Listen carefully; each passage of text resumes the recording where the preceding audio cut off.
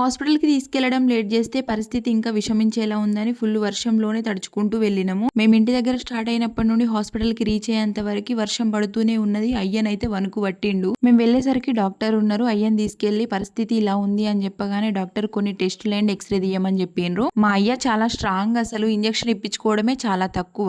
అలాంటిది నేను blood test కోసం అని బ్లడ్ తీస్తుంటే వణుకుతుండు. రిపోర్ట్స్ వచ్చేసరికి 1 అవర్ పట్టింది. 1 అవర్ తర్వాత డాక్టర్ గారికి చూపించినాము. రిపోర్ట్స్ చూసి సార్ ఏం చెప్పిండంటే మోకాలు పూర్తిగా అరిగింది, అందులో నీరు, చీము, ఇన్ఫెక్షన్ ఎక్కువ ఉన్నది. ఇప్పుడు ఒక 5 డేస్ కి మెడిసిన్ ఇస్తున్నా. 2 డేస్ లో పెయిన్ గానీ వాపు గానీ తగ్గకపోతే మళ్ళీ తీసుకురండి, ఆ చీము నీరు మొత్తం తీయాలి అని చెప్పిండ్రు. అప్పటికే నొప్పితో చాలా బాధపడుతుండు. మెడిసిన్ తీసుకున్న వెంటనే ముందైతే 2 టాబ్లెట్స్ ఇచ్చిన. ఆ టాబ్లెట్స్ వేసుకున్న తర్వాత 30-40 మినిట్స్ వరకు హాస్పిటల్లోనే కూర్చొని పెయిన్ కొంచెం తగ్గిన తర్వాతనే తీసుకొచ్చినాము. వెళ్ళేటప్పుడు మేమిద్దరం తీసుకెళ్ళినాం, వచ్చేటప్పుడు నా ఒక్కదాని సపోర్ట్ తోనే నడిచిండు. మేము వెళ్ళేసరికి మా మమ్మీ పప్పు చపాతి చేసింది. ఇంకా అయ్య తిన్న తర్వాత వచ్చేసిన నేను ఇంటికి.